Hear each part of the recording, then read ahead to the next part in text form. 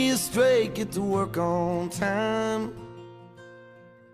He's love. Here we have a recently infected tree. This tree was one of the more healthy trees we had out here. This year was the first year that we noticed any signs of infection, but you can see this limb right here, the twig die back here. That's a characteristic of the greening, as well as the small lopsided fruit. These two pieces of fruit here, even they've already died and dry. I mean, they're drying up. This limb is dead that they're on, and they can no longer be supplied with any of the nutrients, so they're dead. The rest of the tree appears relatively healthy, but that's just it's not really this limb here that's showing you that's what you look for. When you see this yellowing limb with the small fruit, it'll just start usually in one place on the tree. When you notice that, you can start looking, because it'll start showing up in other spots. You can see the blotchy model of the leaves here. Again, that's a telltale sign of the greening. It doesn't have any distinct pattern anymore or anything. It's just yellowing spots on the green leaf with the raised corky veins. And the fruit, when it gets like this, see how lopsided this is?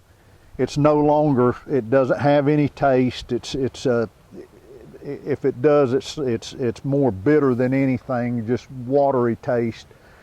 It's of no use, and it doesn't have your classic fresh from Florida taste to it. And then you can see there's still some healthy fruit on the tree, but you see the green.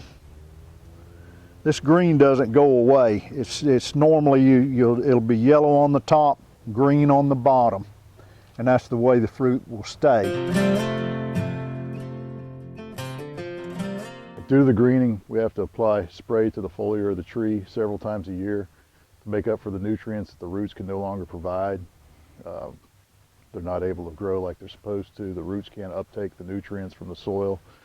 So by providing it through the leaves, we can keep the tree alive and keep it producing somewhat.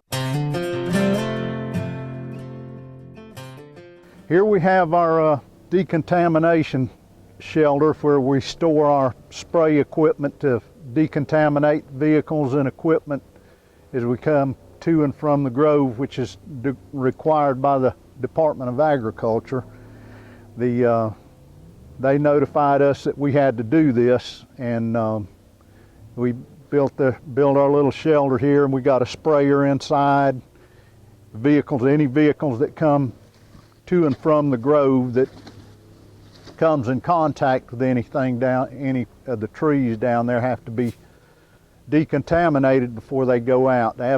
Department of Agriculture has a compliance officer that comes out periodically and checks to see that we're complying with all their procedures. This is the spray rig that we use to apply the insecticide with to combat the citrus psyllid. It's a combination of several different chemicals, and we apply it all over the tree twice a year. And so far it's worked to some extent, but if you don't stay on top of it, it's a losing battle. It's something that you've got to stay with, to establish a program and stay with it, or it's a losing battle.